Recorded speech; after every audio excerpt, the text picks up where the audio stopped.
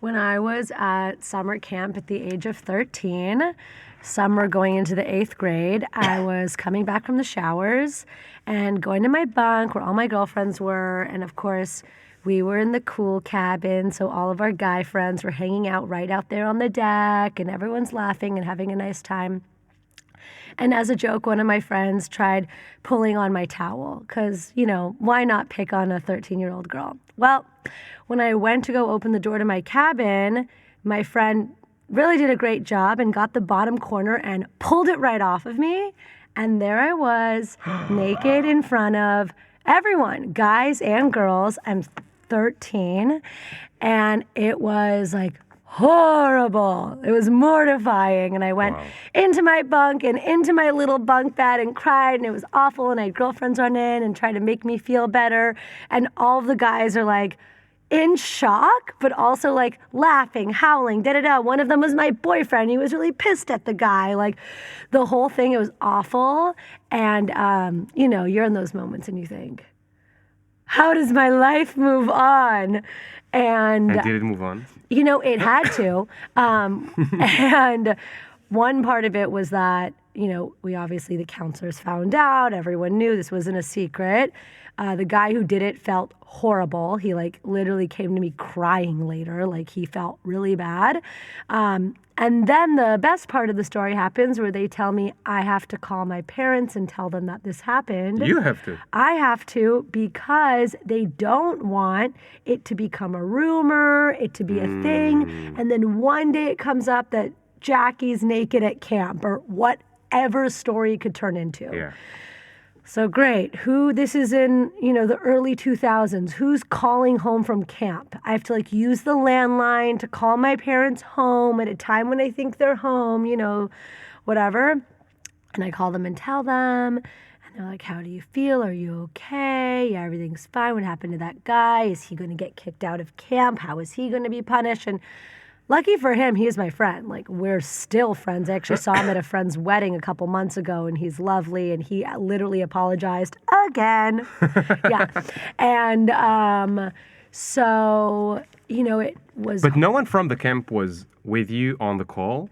Yeah, I think my counselor was next to me, and the camp director was there. Everyone was involved, and it was horrible. And then it became this thing of you know what?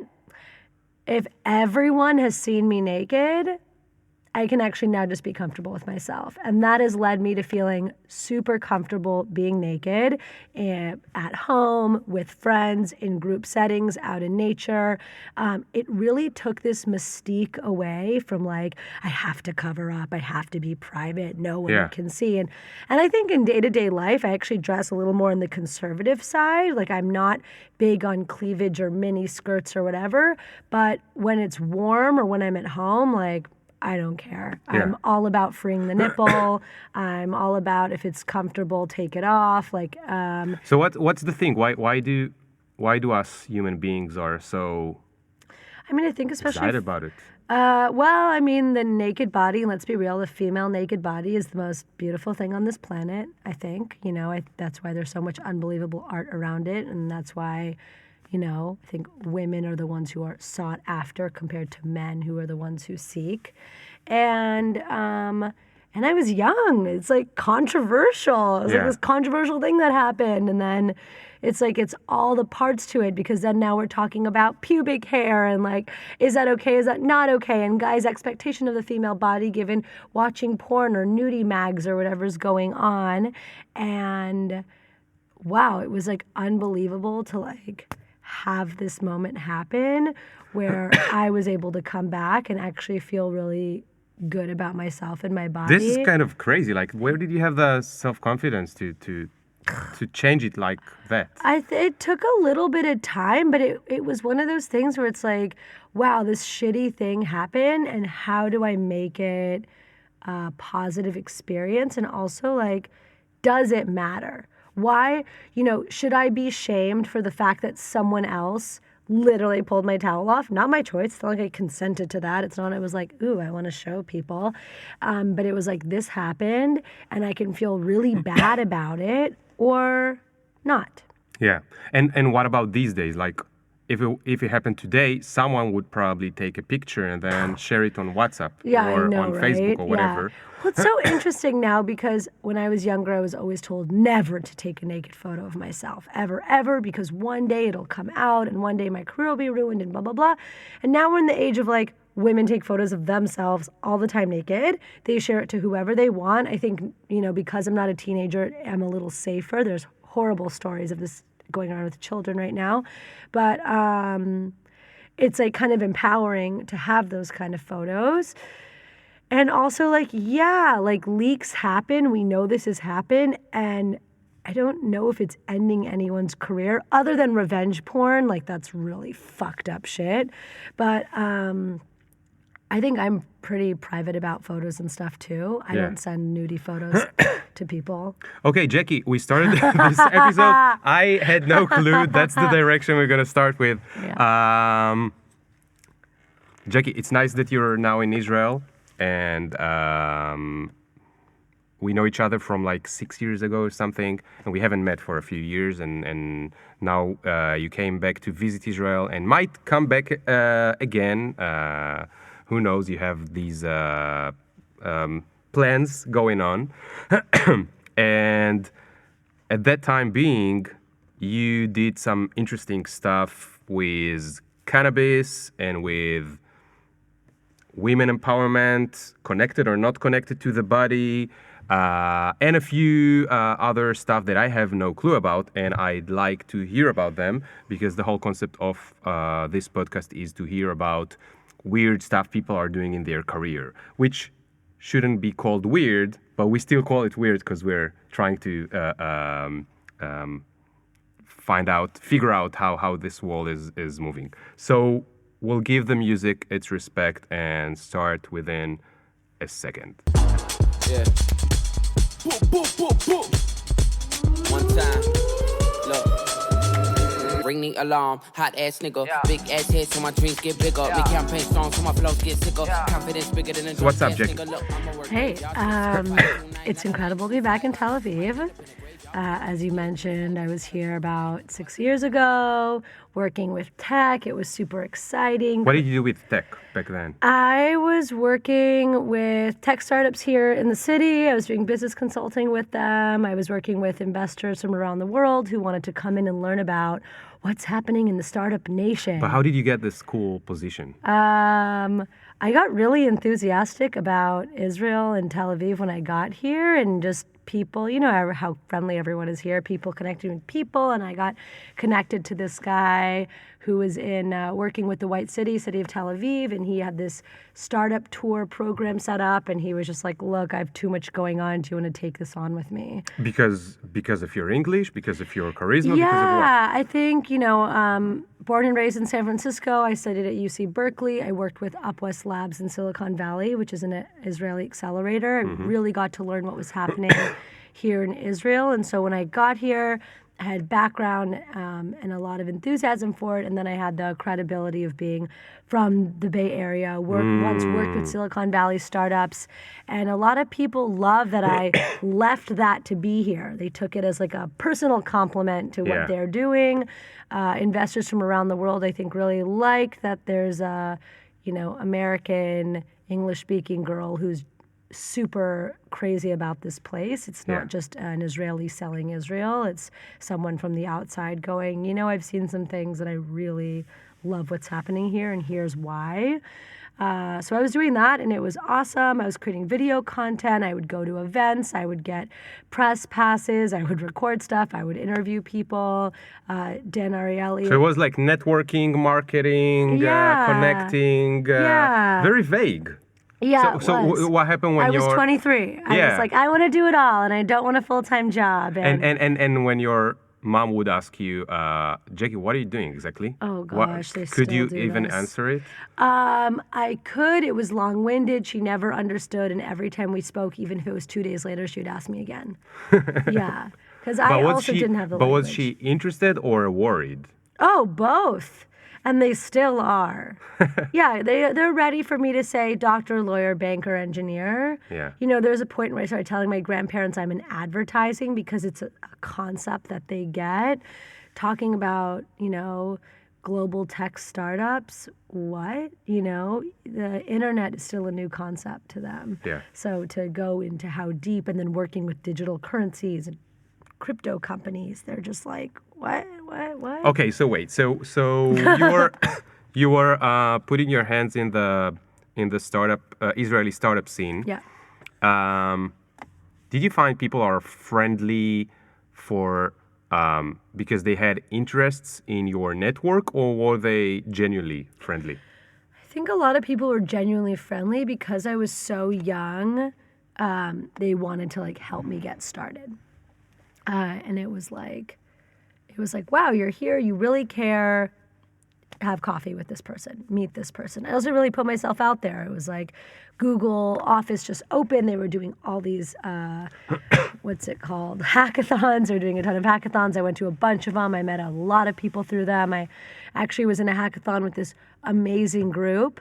And 2 years later, when I was in San Francisco, one of the guys from my hackathon group was at UCLA for his MBA. He met me in San Francisco. He created a company. He was looking to fundraise.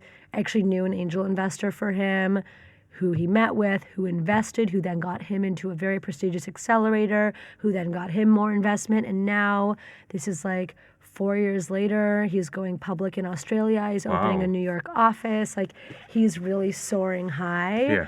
And a lot of it was like the start of us meeting at this hackathon in Tel Aviv, me helping him find his first angel, and then that really taking off, which is incredible because I love this guy. You know, we also go salsa dancing here. Like, it's Israel, so you're also friends and you really get to know people. And I think that's when people are really willing to help because they know you and they care about you. It's not just network. It's not just LinkedIn. Yeah. And how do you compare it to America? I know America is not one big thing. It's different per city or whatever. Totally. In America... Or you can speak about... Sure. San Francisco, LA, California, that's where I'm from. Everyone's really busy. You know, to make time, you schedule things weeks or months in advance. But what do you mean they're really busy? I mean, they have the same 24 hours we have. Sure. So here you don't have to drive around, though, and you don't have to coordinate. It's like, I think, a little less logistical and a little more like, oh, I'm just down the street from you. What's up? Okay. You know, even today, it's like I walked here 5 minutes. It makes it really easy. I go to the Jolt office. I take a 10-minute bus. I walk another 5 minutes. It's really easy. LA is super spread out. And, you know, I think there's a lot of this, like, California, I'm in the big leagues. Who are you? Why are you important? There's people I want to talk to. And there's a bit of this, I think, idea that people aren't as accessible. And something that I know and love about Israel is this idea that everyone is accessible here. Anyone you want to talk to, you can, and probably like within the week. You know, everyone's 1 degree separate of everyone. Oh my God, my uncle went to school with him. Oh, my brother dated his sister, whatever it is. And then it allows them to just make a phone call, ring, ring. Hey, you should meet this person, done. Great. Everyone has time for a coffee. That cafe culture is very vibrant here, and it's just not the same. Yeah. And you think it's... And do you think from all these coffees, do you find real value or it's mostly fluff? It's a mix. You know, it's a mix of what is your intention with the meeting? And also, a lot of people want to sound like experts when really they need a lot of help. And depending on being on the receiving end, how much you know, you could either get really excited about a vision and want to go for it, and that could be a time suck. Or if you really know about a topic, you can kind of see through someone's stuff. Like working in the cannabis industry in California, learning a lot about it, being in it for a couple years now, which is a long time. Okay, so wait. So wait, let's get back there. Okay. So you were in Israel, playing with the startup scene, doing so many different things. I can't even replay that. And then you went back? I went back. One of the companies I was working for in Israel opened a San Francisco office. I went to go work with them on a project. I thought it would be 3 months. It was 6 months. And by then... What was that? That was a digital currency, a custom digital currency for the UC Berkeley community. Okay. with AppCoin. So it's a currency just for a really, really tiny Market. but strong community. Yeah. If you heard about like the Shefa coin that was here or the Lev coin for moms, this is powered by the same platform, AppCoin. And we thought, wow, this is going really well in Israel. There's a really cool community. Is this something we can replicate, in the U.S.? And why not start in the Bay Area where a lot of things are piloted? And it was super cool and really fun. But these digital currencies really work when the actual national currency doesn't work. And so what we learned is, you know what? The dollar is actually working for people. And so why would they use another currency? And we tried to create incentives for people to use it. And at the end of the day, it wasn't picking up, and maybe it just wasn't on students' radar or whatever it was. But we learned enough to go, okay, not happening right now. Kol Tov, it was a great run. We had a really cool team, and it's one of those. And what did you do there? Oh, wow.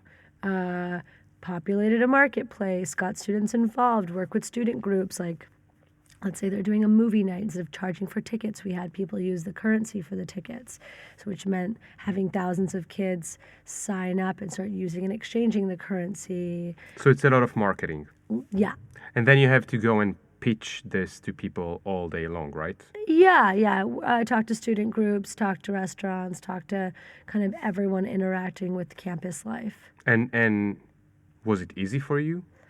I like doing this kind of stuff, so yes, but it was not easy to have like the conversion rates that we wanted. Yeah. No, but I'm asking about easy because, again, it's from UC Berkeley. I guess they are snobs in some way to people trying to push towards them use stuff, Sure. just because every day people do. And then how do you get over this, I don't know, feeling that you have to push something, even though you believe in it, but you have to push something? Yeah, it's definitely, I think we talked a little about the other day, like how do you create a healthy relationship with sales?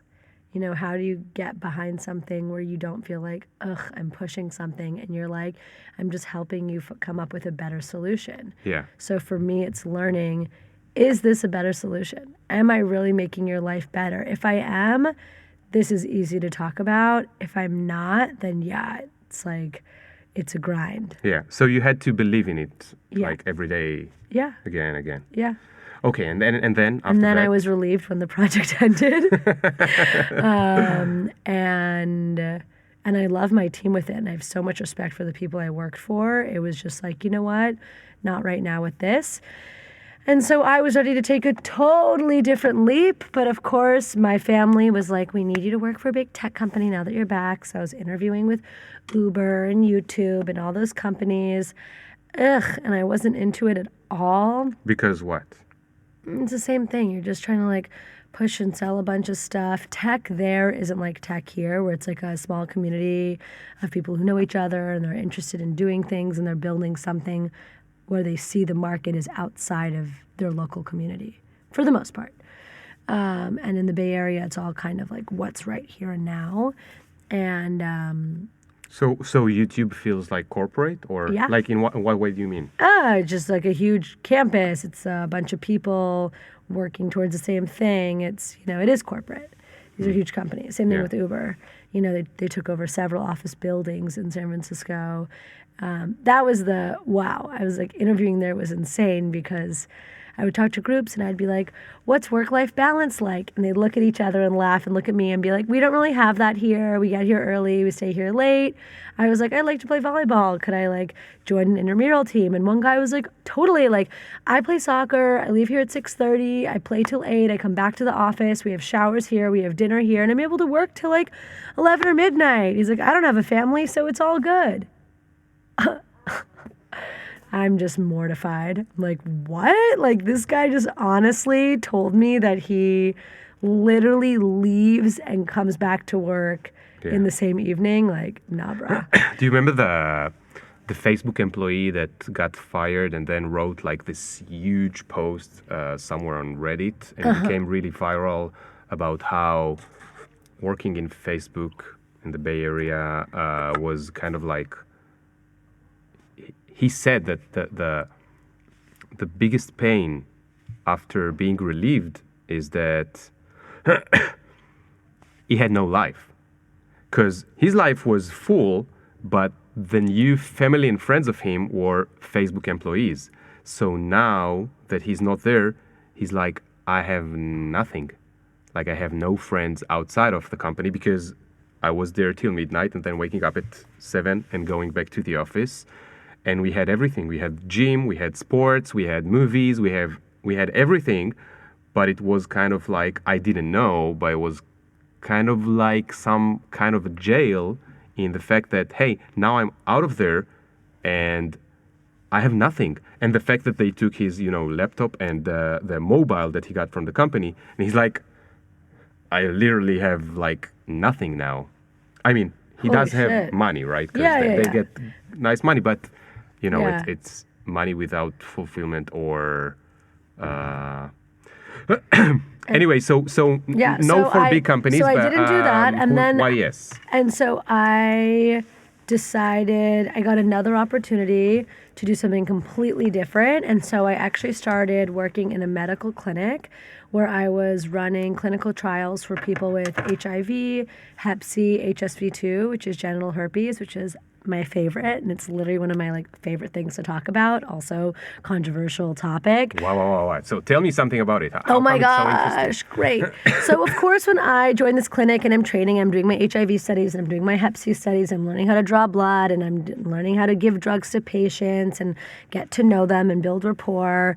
It was amazing because it's like the Robin Hood of pharmaceuticals. I get to give you pharmaceuticals that are unbelievably expensive. It's really heartbreaking for free. I pay you. Because it's a test? Because it's we're testing to make sure it works. But everything I was working on was like right out the door, stage 3 and 4. Like they knew it worked, they knew it was safe. And now it's like, okay, who wants to be cured of Hep C? And I worked with studies that were Hep C cure that now on the market, Harvoni's going for $250,000, $500,000 for an 8-week drug. Wow. But I got to give it to patients not only for free, I wrote them a check after each visit, and I got to see them every couple of weeks to make sure that they're healthy. And that kind of care and attention in the medical world is incredible, and it's very rare. So it was cool to be on that side of it. And what is Hep B? Hep B is also, so I did Hep C, but Hep B is actually also another liver infection.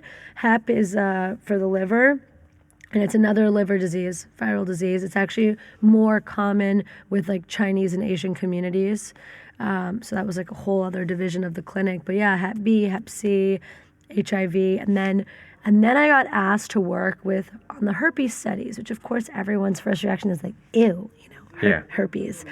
And then I got to really learn about herpes. I got to meet with my patients who were all cool, all ages, awesome people who really did nothing wrong.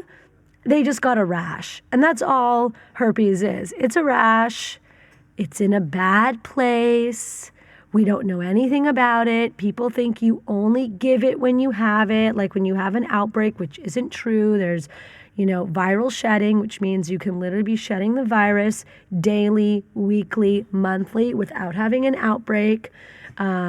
A lot is happening in your body without knowing, and the stigma around it is horrible. Because if you think about it, HIV at least has a parade. People are going around saying, I have HIV, or my partner does, and I love life, and we care about each other. There is no herpes parade. There's no, I got this rash because I had unprotected sex, fuck me, my life is over. There's none of that. People who are coming in for their herpes trials, we're the only people they told.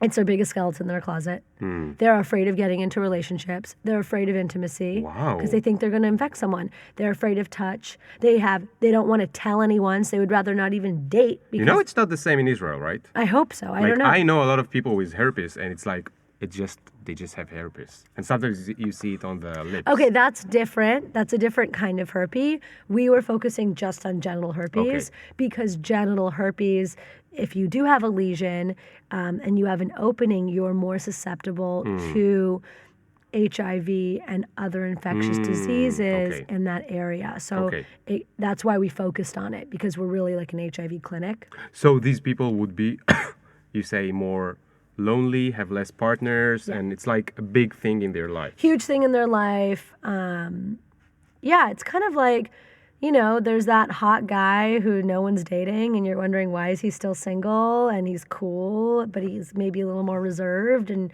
it's like mysterious. And then, you know, that's one of my patients and it's like, oh, you have herpes and you're literally scared shitless of dating people. Yeah. And it's like, oh, I could see like a ton of girls liking you and you not wanting to date anyone. And it's like, why doesn't he like anybody? And it's like, because he's hiding something and he's scared, you know? And if you'd imagine the world 100 years from today, you think people would still or should still hide these things? I think everyone's hoping for a medical solution for everything 100 years from today. No, I don't think we should hide anything. I think it all comes down to stigma and judgment, and that kind of comes back to this idea of when like the towel was pulled off of me, and for me to actually just embrace it and say, yep, this is my body, I love my body, why is it weird? Okay, you saw my breast, okay, you saw the rest of my body, you've also seen me in a bathing suit. How is this different? Why is this different? And whatever reaction you're having, I'm choosing to have another one.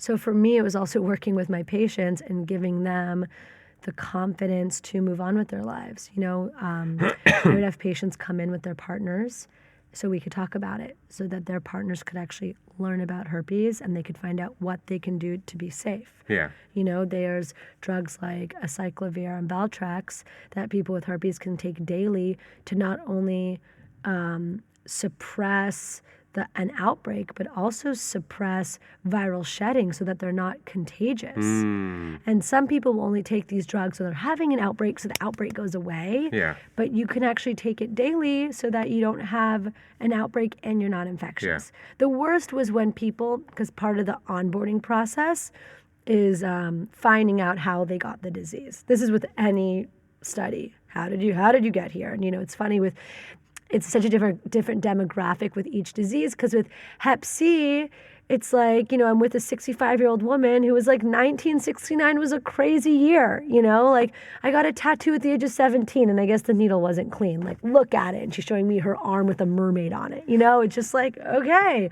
It's different for everyone. And with herpes, it's a lot of, like, I went on a date with this guy and he gave it to me. Or like, there's so much blame. And it's like, one, no one's giving it to you. No one's saying, I'm about to fuck up your life and give you herpes, bitch. No, that's just not happening. Most people, I think, don't know that they have it. And if they do and they have an outbreak, do you think they want to show you their bits and have sex that night? Hell no. Okay, and it's like, you know, I don't want to be the one to say it probably wasn't the last person you slept with. It was probably someone from a while ago, but it's only showing up now because you're really stressed out or you got the flu and it's flaring up all this immune system stuff. Like, so it seems like you were some kind of a psychologist, no less than a clinic worker. I wouldn't go that far, but yeah, we're people's support. For sure. Supporting. Not psychologists, but supporting. Just, we're here. You know, a big part of the role is also building a rapport so that they come back. Because the trials only work if we get good data. And we only get good data if people return to the clinic. So we want them to have a great experience so that they come back. Yeah. And, but also, it's like the people who are hired to do this job care about people. Yeah. It's not like, oh my God, I love you. Oh, that person drives me insane. It's like, I care about you deeply. How do we take care of you? See you in 2 weeks. Yalla bye. Here's a check. Thanks for coming in. Sometimes that's people's only incentive. Like, fuck it, I'm getting paid $50 or $100 every time I come here. But we like to keep good stuff. And the doctor who leads it, Jay Lalazari, is an incredible researcher and human. And he like really loves his patients. And that's what keeps people coming back. Yeah. Okay, and then what? And then what? Ooh, and then the clinic was bought out by a private equity firm who ruined the business. It was surprise. Awful. It's Twist. America. twist, it's America. Yeah, the mom and pop clinic where everyone loves everyone got bought out by a company who didn't care about anyone and just wanted as many patients as possible and changed up the studies to make more money. And everyone working there was like, what's going on? So I waited for my studies to be in a good place and I could train other people, and then I left. And then I went to Panama for this like thing called Hatch, which is about like global thought leaders coming together to share their projects from around the world. And I thought, okay, I need some fresh air. What's going on? What are people doing? And while I was out there, I was thinking a lot about the upcoming cannabis industry. This is the beginning of 2017. We knew that in 2018, cannabis would be legal in California. And I was like, what do I want to do? Do I want to open like a cafe or a dispensary or a what or a this or a brand? What does it mean? And so you started to think business and cannabis. Business and cannabis. What does that mean? What does it look like? What's possible? And before I could even do any of that, I really got a phone call from a friend of mine who was just starting a blog called Cannabis Feminist. And she calls Cannabis Feminist? Cannabis Feminist. And what the hell? Yeah, and she calls me and is like, oh my God. And I knew she was doing this and I was super like, oh, that is so cool. I love this. I'm so proud of you. And she's a friend of mine from San Francisco, and we both went on, to study at prestigious schools, and we both smoked a lot of pot, and we were both these like go-getter stoner girls. That was kind of our thing. And she called me and was like, holy shit, Snoop Dogg wants to make a TV show about the blog. We haven't even done anything yet. She was starting to host women's circles. I host women's circles. Okay, cool. What do you mean host women's circles? Literally, we would bring women together every other week to talk about our relationship to cannabis and why we choose cannabis. And really, how does gender or like feminism has to do with cannabis? Exactly. I don't get it. Great question. Explain to me like I'm a man. Yes. Okay, so one, cannabis is a female plant, and it's been illegal. It's been hidden, it's been destroyed, it's caused life and death situations, and we are here to free this feminine plant, but also the stigma around cannabis is that guys do it. Stoner dudes smoke pot, eat pizza, eat cookies. Girls don't do that. It's not cool for girls to do that. Girls drink wine. Girls drink vodka. Blah, blah, blah. And also like cannabis is illegal. Cannabis is bad. Don't do it overall. That's narrative. And so we started an Instagram page called Cannabis Feminist, where a lot of people started following us right away. And with that, we would send out literally posts and invitations right on our Instagram page saying, hey, message us if you want to come to a women's circle, where it was like a women's support group around cannabis. Yeah. Women, we would smoke pot together, and there would be women in these circles saying, I've never smoked pot with other women before. There were women saying, I've never smoked pot with other people before. They would hide in their bathroom, drive their car to the other side of town, smoke in their car, go out to a cornfield in the middle of wherever in America. It was this private, hidden thing they did. And here we are in Venice Beach, drinking tea, eating fruit, eating chocolate, smoking joints, and sharing why we love cannabis. This is crazy. So we also had women who were ill, who were like, I have endometriosis and this really helps me. I have horrible anxiety and depression and this helps me. This is when it really comes out of why are people using cannabis? For me, I wanted to smoke weed and have fun with my friends. It was like a little more lighter, but I had a great time. I never drank alcohol. There was a ton of social pressure to drink alcohol. And really the way I would get out of it, let's say in college, was I'd smoke pot. And the moment I have my bong or bubbler or joint, people left me alone. And And it was also this thing of like, I'm a girl rolling a joint and then guys are coming up around me like, holy fuck, like, how do you know how to do this? And it's like, Jesus Christ, like, come on. It's like even that is gendered, like, please. And I love going to parties and, lighting up a fat joint and having a circle of women come around me, because being a woman initiating that allows other women to feel comfortable doing that. Yeah. And I'll even go to parties with my mom in San Francisco. My mom's, cool in some ways. She's not actually cool with cannabis, but she's social. We have a lot of shared friends. She's an angel investor. She knows a lot of people in the tech world, as do I. We go to a lot of these nice parties together. And I'll bring pot, and I'll get everyone stoned. And she's cool with it? She's actually not, but she'll get upset with me. Like, she'll not be out inside. Everyone else is outside. She'll come outside 10 minutes later and be like, where have you all been? And then they all look at me, and then I look at her, and then she's like, oh, my God. Like, but then she find out you're a grown-up. But then that, and she'll see people come up to me and say, thank you so much. Like, I really needed that puff. Women coming up to me, oh my God, I just got my period. I really needed that. People coming up to me one by one, thank you, thank you, thank you. And then she's looking at me like, what the fuck are they thanking you for? Yeah. Or like, people really like this. People really enjoy this. It's not this horrible thing people do. And this has been a big part of the movement of cannabis feminists, is to really change the stigma around cannabis. And we wanted to help change that stigma pre-legalization. Yeah. We wanted to say, ladies, women, them, they, it's okay. It's funny. I told you, explain to me like I'm a man, because it's funny, or not funny at all, how much men sometimes don't even imagine the corners that are an issue for women. And because, and I'm not talking about chauvinist men. Yeah. I'm talking about nice guys like me. Totally. Okay? And then at some age you find out that girls are afraid just to walk down the street when it's night. And you're like, it's Tel Aviv. And still, they're afraid, and sometimes it's could not be explainable, but it's just there, the fear. Or they fear going into elevators when there's a guy in there and they're alone. And some women are. And you're like, I would never imagine that it's even an issue. But then they are, well, I can explain it, but here's the thing. Or they've been traumatized, or something's happened to a friend of theirs. You know, I have a...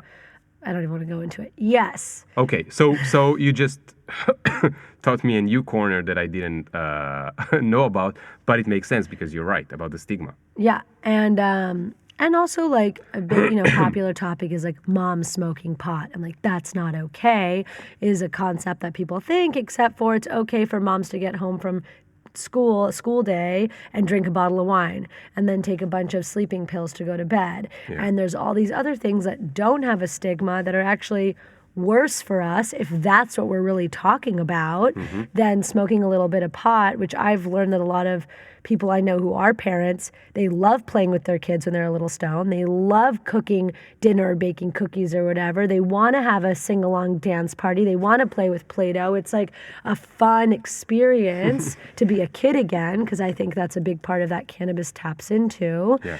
And okay, and other women's circles? Yeah. You went deeper to the cannabis industry? Yeah, so then we started hosting these events called the Bake Sale, where we would actually partner with female-led brands. We would take over beautiful homes in Beverly Hills and West Hollywood, art galleries in Venice Beach. We would set it up with all these different brands, and we would have people from our community come in, learn about the products, try the products, and either buy or find out which dispensaries they can buy these products from. So super cool time to just be in a place where women who want to touch and try and smell and learn and ask a million questions could do that, not in an environment where they feel rushed and not in an environment where they don't know the person. Some people are still intimidated by the dispensary experience, where they have to get in, they have to know what they want, they have to buy it, they have to get out. And this was very cocktail party vibes. Where it's like a pop-up. Literally, it was a pop-up cannabis party. We would have, music playing. We would have someone doing Reiki on the side. Like, we kind of had it all. Good food, massage table where they're doing cannabis massage with like a Apothecana oil and lotions. It was rad. We had a great time. And this is, once again, pre-legalization. So, like, what we were doing, there was no law around it. So we're like, yeah, let's bring everyone together and do this. Now we couldn't do it. Now you couldn't do it? Now we couldn't do it. There's not, the permitting is insane, the location, the approval, the da-da-da-da-da. So we really took advantage of this time of like, okay, we can kind of do whatever we want, yalla, like let's do it. And that was mostly you just described why startups are doing so good in Israel. It's because we don't have so much regulation like in a organized place like in Europe or the US, and for the Israeli startup nation is like the startup scene is a lot of the things are like pre-legalization. So we do a lot of things that if we were Americans or Europeans, we would think, hey, we're not allowed, we don't have the permit, we don't have the regulation, whatever. But because there's not enough laws here and no one knows how to deal with a lot of shit, we're just, let's do it before someone is on us. And then we go to the US or to Europe to try and be global.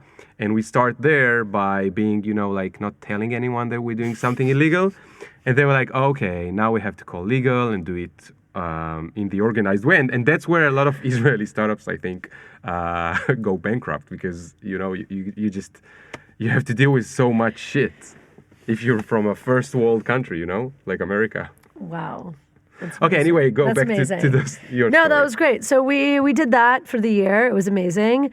And then it comes down to like, how do we turn this into a business and what do we want to do with this? And my partner and I want to do different things. She really wanted to come out with like a product line, and I really wanted to keep working and supporting female cannabis entrepreneurs. And so we went separate ways, all good. She's now in the CBD space. What's cool. CBD? CBD is a cannabinoid found in the hemp and cannabis plant. It's what's legal around the U.S. using this plant, and it helps with inflammation. There's now more coming out that it helps with. It helps for epilepsy as well. And it's a bigger marketplace because it's legal in all 50 states.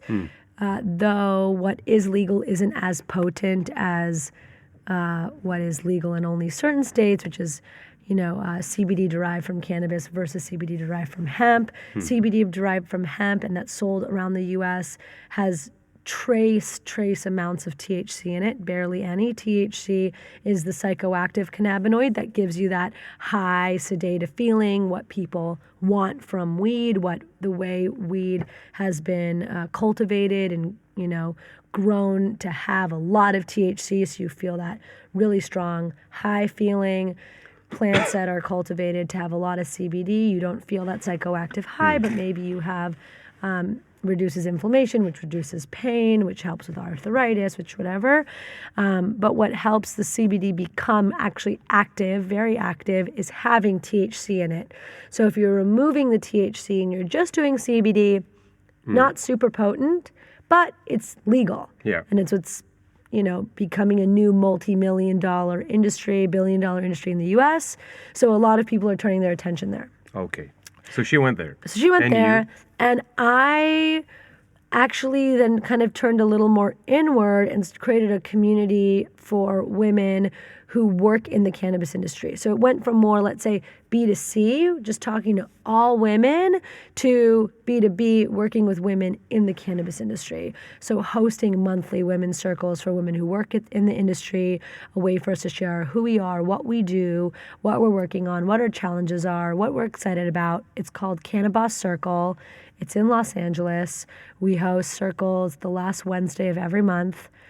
I'm flying back to go to my circle next week.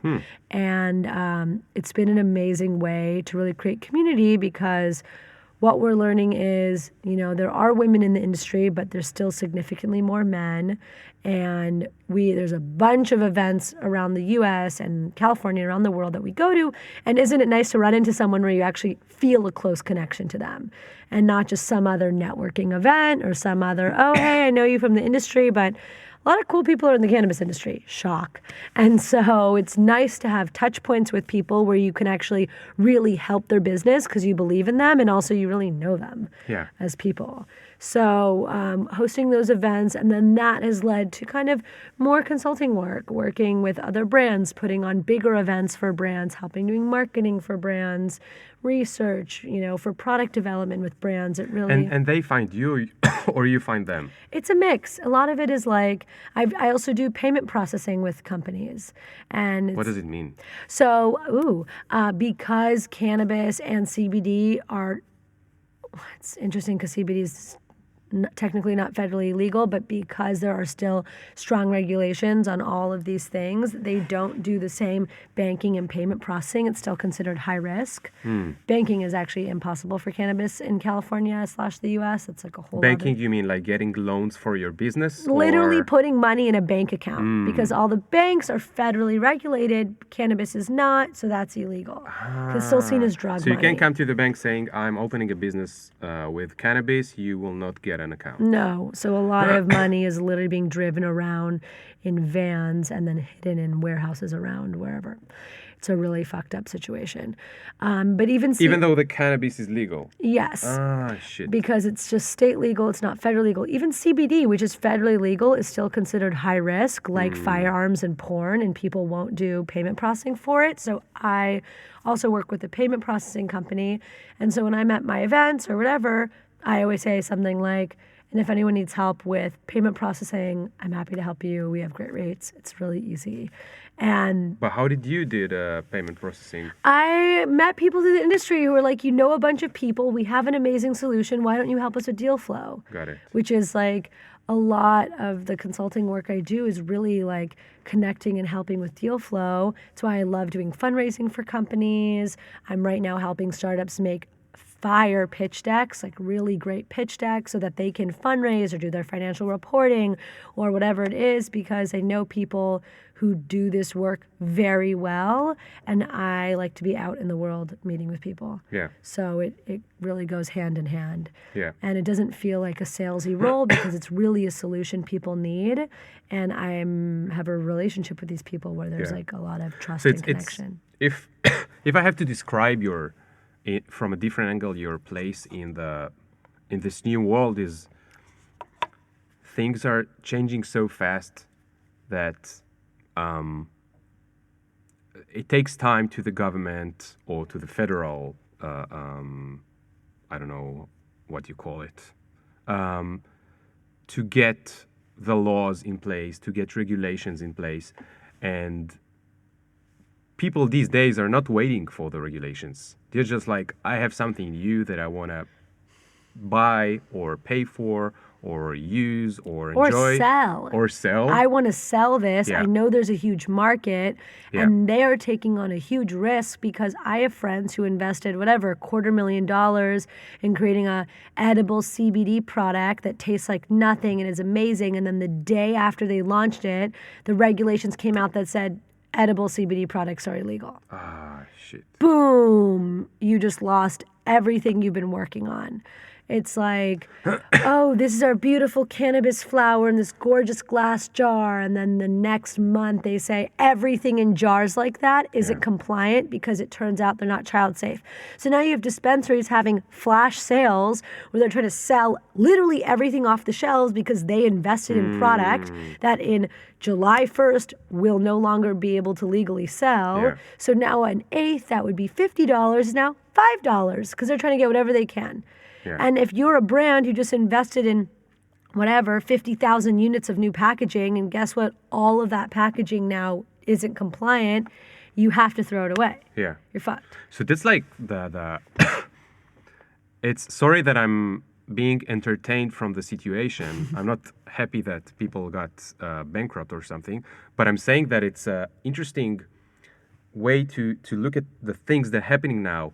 Industries are going way ahead of the governments, and it's happening in many places. Like, Crypto. who should take crypto, or who should take responsibility for fake news in Facebook? Is it Facebook, or is it the government saying what and what not should be legal on social networks? And then what happens is, on the way, we need more glue or bridges to survive this era. So what I was trying to say is that you were kind of this one of the bridges that would let people do it, even though it's still a huge mess? A lot of it is coming up with solutions to the huge mess and also being legally compliant. Like even doing the payment processing. It took us 4 months to get up and running because we needed to stay compliant because we don't want to get screwed over at the end and we care about the people we're working with. And so it took time. Yeah. There was also payment processing companies that were our competitors who are now no longer there because they weren't compliant and they had to close up shop. Or they saw, you know what, this is way too risky and we're not going to keep working in this space. We've had other payment processing companies pop up because they're going, we actually already do payment processing and now we're willing to take on the risk and do this as well. Yeah. So it's an ever-changing space. You know, it was interesting when starting Cannabis Feminist and we got all of this press and a lot of media coverage and it was very exciting and people thought, me and my partner were rolling in dough. And it's like, no. And people now even think, oh my gosh, you were doing this from the get-go. You must be super successful. And it's like, one, no one is making money off of cannabis. Let's not even pretend like people are getting rich off of this. Drug lords are getting rich off of this. The black market is doing great because they don't have any of the regulations. They're doing what they want, which is a huge threat to the legal market, which is a different topic. But first movers advantage in this space where things are so volatile isn't really an advantage. We're seeing Ease, which is raised $100 million or whatever to do deliveries. They fired over half their staff 2 months ago. Wow. MedMen also isn't looking that great. The stock market was crashing in December, in the cannabis space in Canada and the US. And so people are learning from the big first players, but there are no clear winners at all. Yeah. The space is up for grabs. There are people definitely in stealth mode right now. Raising real money is tough because really big investors who can make a huge change in the industry want to see more change happen first. Yeah. They want to see more of the market come up before they're writing checks, $500 million and more that can really create a splash. Jackie, can I ask you a funny dead question? Sure. Did you ever... I'm asking it because a lot of the listeners might have some stigma on the cannabis industry, not the black market one. So here's my dead question. Did you ever met anyone shady while being in this market? Capital yes. YES yes, exclamation mark. What do you mean? Well, a lot of people who have been doing this underground for their whole career, 10 years, 20 years, 30 years, they are thinking, this is my chance to become legal. I'm going to come up from underground.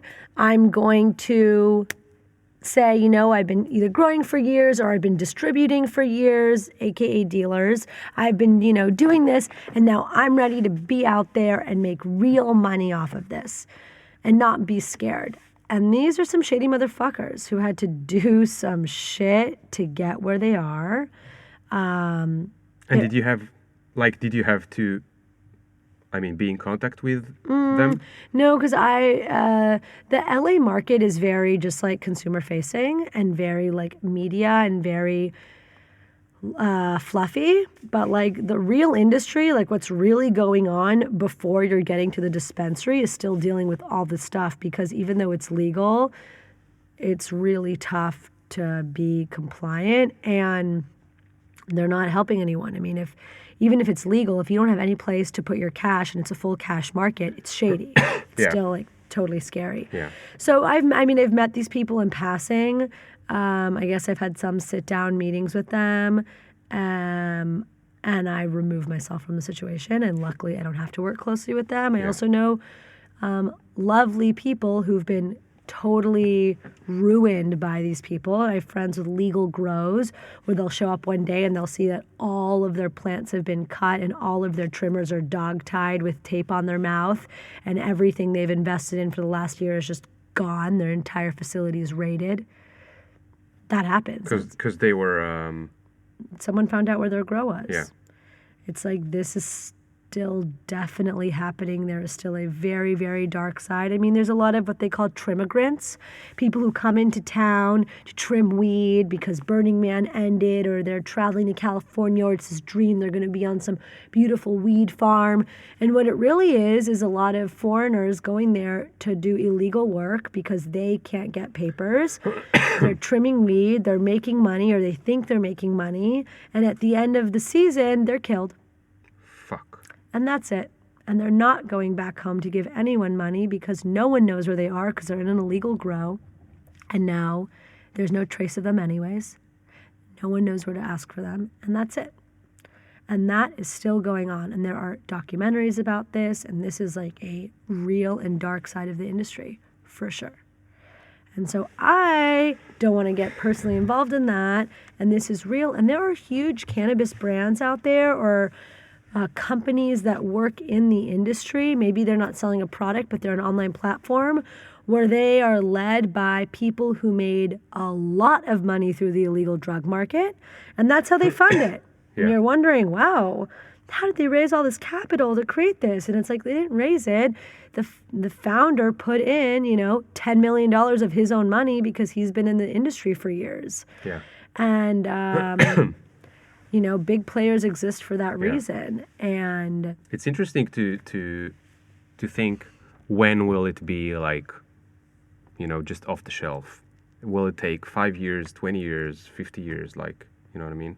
Because it seems like there's a lot to do. Yeah. It's... And then there's also this idea of grow your own. Let's go back to the earth. This is like a lot of what we also talk about in our circles, is that people think that cannabis is the gateway drug to other drugs. And we're like, cannabis is the gateway to healthy living. Now people are planting weed and they have fun growing it. Now they want to plant some tomatoes and plant some basil. And now they actually have a little herb garden. And now they're growing vegetables, and they're actually connected with the land again. Or I'm already taking cannabis, so what's this ashwagandha? And why would I drink red raspberry leaf tea? And now you're actually just learning about healthy living.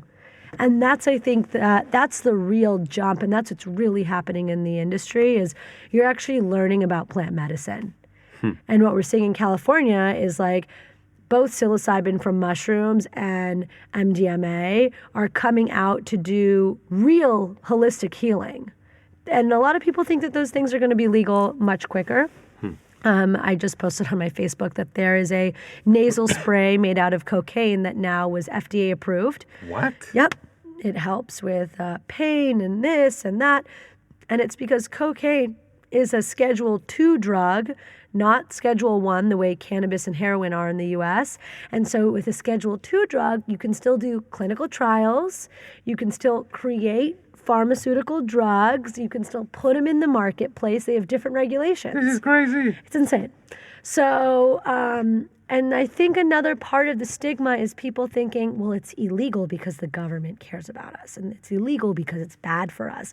And what we're learning really is it's illegal because of regulation and taxes and money, and not really because it's bad for us. It was Reagan. Who was it that... Drug war on drugs. Yeah. Started this whole mess. Yeah. I mean, it was started beforehand when they made it illegal in the 20s and 30s because it threatened pharmaceuticals and plastic industry, because you can make literally everything with hemp. Yeah. And you can cure a lot of diseases with cannabis. And that's when they changed the name from cannabis sativa to marijuana. So it sounds like some scary Mary and Juan Mexican names. Ooh. And it's this horrible drug that's being brought over the border by brown people. And when this was voted to make marijuana illegal, most people didn't know that it was cannabis. So once it became illegal, there was all these doctors who were like, what? You're taking cannabis sativa off the shelf? Why? It was majorly used in the pharmaceutical world up until this point. Yeah. And so that's pretty fucked up. And these are the type of conversations that we're having to women who were curious. This isn't just, I smoke weed every day, let's talk about it, yay. This is also women who are like, what is this? Or people recommended this for me and I don't know. And, I had girlfriends who would be majorly depressed and they would smoke weed just so they would eat again. And I guess one of the bridges I want to make is when I was working doing these clinical trials, what I learned is a lot of my patients are using cannabis to supplement what was going on in their life. If you have HIV, you need to take your drugs 3 times a day with a meal. But if you have no appetite, how are you going to eat that meal to take your drugs? You're not, and then you're going to literally die. So people would use cannabis just to get the munchies so that they would eat a power bar or their lunch, and then they can take their drugs. Yay. We had people who were so ashamed of having hepatitis C or herpes that they would use cannabis to just chill and relax and not feel like shit about themselves. Yeah. You know, it was a whole range of me seeing, oh my God, people really need cannabis. Yeah. And yalla, I'm going to go start And one of the this. things that we should mention as well is that it's not as if they didn't take cannabis, they did nothing, because for a lot of them, there's the other solution, which is legalized, but is much more addictive, etc., which is the medicine, the drugs. I mean, I'm not saying drugs because in Hebrew, it's really funny. In Hebrew, drugs means non-legal, non-legal medicine. But in America, drugs is both. Yeah. Drugs and Drugstore. Just drugstore, yeah. So for us, always when you're young and you go to America, you're like, drugstore, what the fuck is going on? And you're like, okay, it's acamol and dexamol. But what I'm talking about is the psychiatric drugs, all the opioidium, I can't remember the name, and the taking away your stress medicine, A lot of which my is like a patients- huge thing in America, Yeah, right? yeah. A lot of my patients would be on antidepressants as a part of their regimen because they would be depressed from having a disease. Yeah. And that also, as we know, has its own effect on the body. Yeah. And it's very addictive. And it's- people literally die from it. Yeah. Yeah. It's addictive. It's really hard on the organs. These drugs are already hard on the organs. Yeah, it's really tough. Yeah. And that's why it was amazing to see cannabis as a solution. And Okay. What other than that? other than that, I Okay. remember seeing something, maybe you posted about empowering women, but it wasn't about cannabis. It was maybe about your body or... yes. Okay, so what I've learned from all this is that I really love and care about women, and I love and care about our bodies. So I started, I guess, a brand, or I don't know what to call it, but something that I stand for is the joy of being a woman and aligning myself with brands that help support that. So I'm also brand ambassador for Thinks Underwear, which is a underwear women wear when they're bleeding during their menstrual cycles. And it's this super sexy, Wait, super say cute. it again slow because Say it again there slow. was a lot of English that I'm not sure I understand. Okay, great. So it's a period underwear. Oh, okay. It's- Like for Yeah, so first it- class English. Yeah, so it's underwear that women wear when they're bleeding so that they don't need to be using pads and tampons that just get thrown away every second. You can bleed right into it all day. You take it home, you rinse it out, you put it in the washing machine, you hang dry, done, you reuse it again. Yeah. And what's amazing about Thinks is that they have all these different cuts and styles for light, heavy, medium, flow, and they're really cute. And they have definitely sexy cuts. It's not just granny panties. They have different colors and styles. And I love their messaging because it's very empowered around the female body and around our flow, which is another topic that a lot of people shy away from or are scared of. And, you know, we're all here because of our fertility cycle.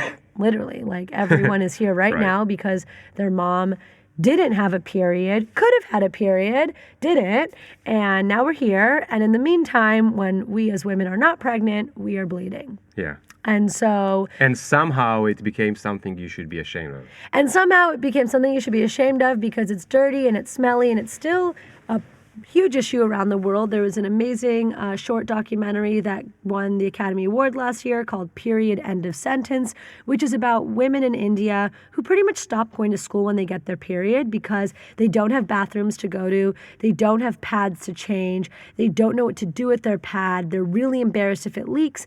And what the documentary was saying is in India, the period is seen as a disease that women have, and women are really ashamed of it. And This is crazy. Mamash. Like, we talked before about people with Hep C or herpes, okay? I don't know what's the amount of them in the population. Maybe 1%, maybe 0.5%, I don't know. I have no clue. But with periods, it's like 100% of women. And it's not like you have it once when you're 15. It's like you have it for 40 years, right? Yeah. Once a month. And how come something that happens to half the population, women, every fucking month is something that we never talk about loudly and we are ashamed of, and we're like, have to go and be away in the toilet and take care of yourself because it's weird. Yeah, it's a big issue, and this is one of the things that I then love talking about and leaning into because we shouldn't be ashamed of it, and that conversation starts with women. I mean, one, there's educating men on it, which is something that I also love talking about, but really it's like what it comes down to is actually coming up with a way to handle and take care of our periods that feels good, which we don't know how to do. A lot of women every month feels like the first month. I didn't know I was getting it today. Fuck, it's day one. I'm in a lot of pain. Okay, I know to take Advil, but I'm bleeding a lot. I need to change my tampon this often. Fuck, I'm out of tampons. It's like all these factors. And what I love about things is, okay, I have 5 pairs. I'm just going to grab my day one ones. I know which ones they are. I put those on. I'm fine. I have a hot water bottle that I like to put on my womb. Great. I also like wearing a Diva cup, which is a silicone cup that you put in and it collects the blood, and then it's the best. And then you pull it out, you rinse it out with soap and water, you put it right back in. No waste. It's great. A lot of people are also embarrassed to change their tampon and then leave their dirty tampon or pad in someone's garbage at their home. So this is a great solution because there's no waste. You clean it, you put it right back in, all good. You keep going with your life. I like it because I don't have to keep buying stuff and I'm not creating waste. Yeah. But it's like I have my Diva cup, I'm wearing my Thinx underwear, I'm good. And then by the last 2 days when I don't want to put things inside my body, I can just wear this underwear, done and done. So I have a discount code for anyone who wants it. Okay. Yeah. We'll bring it on. So, do you think my daughter, when she grows up, she won't be that embarrassed about her period? yeah, I think, I'm not the only woman talking about this. And specifically at Thinx, they have like a Thinx Leaders program, which is thousands of women around the world who are all given a code to sell the product, but really like given a platform to talk about it.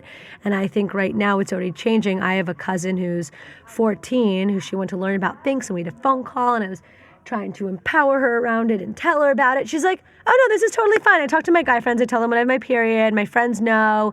It's totally a thing I talk about. I'm not ashamed, like whatever. And she lives in Austin, Texas, which is cool. But she's like, yeah, no big deal. That's cool. Yeah, she's like, I just want something so I can go to dance because I don't like dancing with a tampon in. And I'm like, oh, okay. Because I'm like, it's okay to have a period. Like, it's okay to talk about it. She's like, yeah, I talk about it all the time. And I'm like, oh. And she's an outgoing girl for sure. But I think having more mothers who are like, you know what?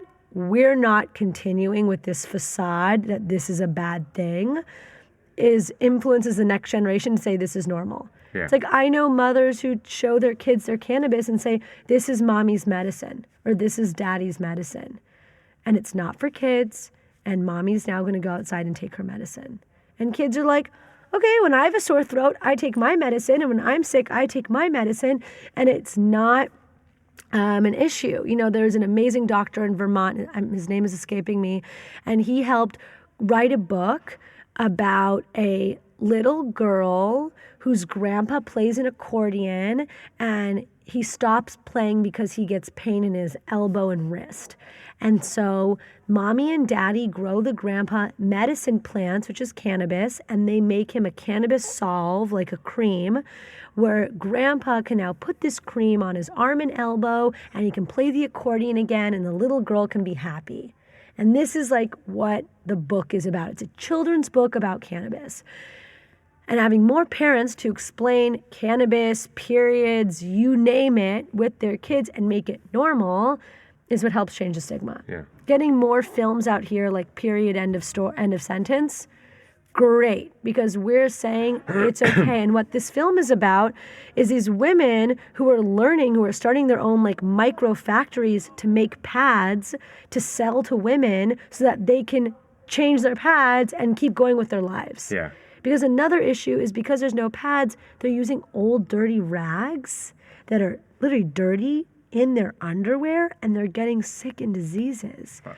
And then they go throw them in these empty pits because it's India, but then dogs are finding them because it smells, and they're taking them and they're bringing them back into the home and into the street, and it's just a disgusting situation. Yeah. So, yeah, you know, we have our first world problem of it, of like, ew, tampons are dipped in all these chemicals, and then we're putting those chemicals up our vagina, and did you know that cotton actually tears our vaginal walls and it's not soft and nice for us the way we think it is? So now we came up with new solutions that are saying this is sustainable, this is safe, this is clean. You know, these silicone cups can't absorb bacteria because they're silicone and the molecular structure won't let it happen. Great. And then it's also saying, you know, it's okay to talk about it. Yeah. I'm glad we talked about it. Yes, me too. Okay, Jackie, so what's the future? Only if you're comfortable to speak about it, because I know it's a very new future, like Yeah. It's a brave new world. The future is they. You know, the future is, I think, removing a lot of gender and bias and expectation from people. No, I meant your future. I'm just saying. Fine, my future. Ugh, we have to go through this. My future. No, we don't have to. We don't have to. I don't want to be your the annoying person. Yeah. I promised to bring you here just because I said I want people in the middle of the ladder. Okay, so let's leave it, No, we can vague. We can leave it vague. I think, short note, my future is deep diving into something where I can put all my attention into it. Right now, it's been really fun doing a million little things, but I'm also fatigued by it. And I'm excited to come back to Tel Aviv. And I want to be hosting dinner parties, interactive events, bringing together artists and chefs and creating experiences. I have a lot of energy when I'm here, and I want to put it out into the community and create something cool. And I don't really know what's like if you're... This is great. Yeah. You know, we talked the other day about the fact that in this generation, people are going to interviews, and they're being asked by HR, like, where do you want to be in 10 years? And you're like, what do you mean? Like, who knows? I don't know where I'm going to be in 3 months, you know? I had a friend ask me a couple months ago, what does March 20th look like for you? Like, if I could envision where my life would be then, and I couldn't. I got really upset and I cried. I was just like, oh my God, like, where is it going? And it's okay to not know is what I've learned and created for myself. And also, like, how do I feel really good about the future? And I think what I want now more than ever is a team to work with and not just be doing the solopreneur thing. Yeah. Even though cool opportunities approach me a lot, and in some ways it's really fun to just do my thing and give my deliverable and yalla bye and this is great and what's next.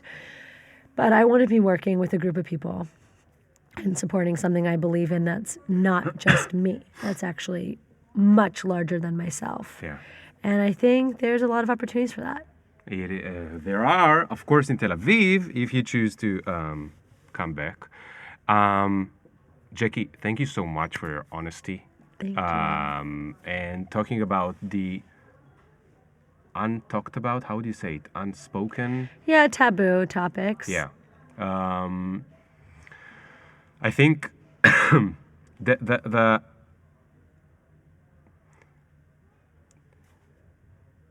just stopping sometimes and thinking about taboos, just doing that makes you feel how stupid those taboos are. And of course you can go back to where they started and why they've been started and whatever, but sometimes you don't have to deep into history so much. You can just ask yourself right now, and with my community, not for the whole world. Maybe, yeah, I can go to India and help others as well, but also in my small community, can I stop talking about it or not talking about some taboos, and can I start talk about different mindsets? And I think really quickly they could turn into the situation you described with your nephew, which is like, of course it's not a taboo because, and I'm sure probably it's her community and maybe, 2 miles away, people are still talking about it. Totally. But that's how it starts. Yeah. Somewhere. It's interesting to post on my Instagram the things about the period underwear and how many guys respond. Like, whoa, what? Like they don't know. And it's really educating them as well. And also saying, hey guys, like, do you have a woman in your life that you love? Like you should get her this. Yeah. Like maybe she won't even get it for herself, but like everyone wants this product. It's amazing. It's truly a game changer. Yeah. Okay, Jackie, I have the last common question. Ooh. Everyone is being asked this. Ooh. So, you're on a plane, okay? Oh shit, you have a flight tonight, right? Yeah. Okay, so not that plane. It's just a question. You're on a different plane, in a different world. I love where this is going already. Yeah. And the captain is like, sorry guys, we're gonna crush a huge rock in 3 minutes and we're all gonna die. Okay. How would you complete the following sentence? Oh shit, I wish I would have the time to do or to have or to make.